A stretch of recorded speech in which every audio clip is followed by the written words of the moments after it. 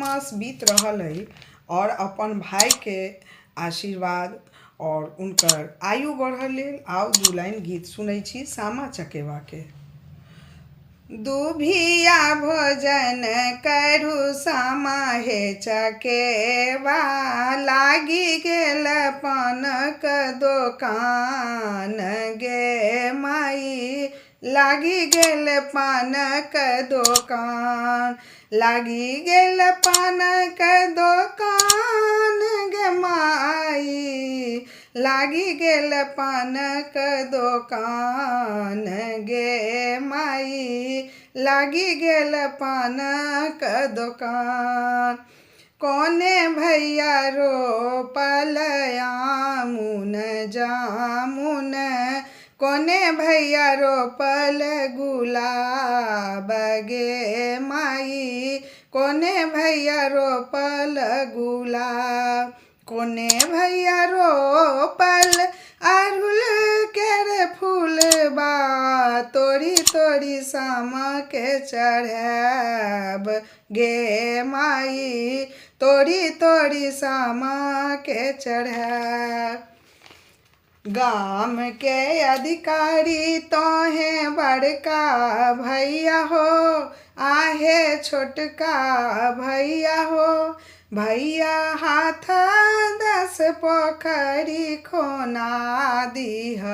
चंपा फूल लगा दीह हो, भैया हाथ 10 पोखरी खोना दीह,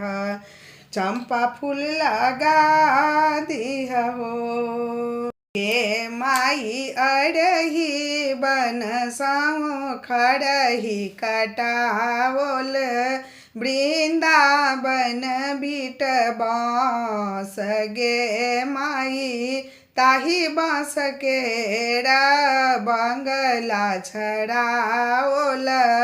झिर झिर बहाए बसात गे माई, झिर झिर बहाए बसात गे माई, ताही पैसी सुतला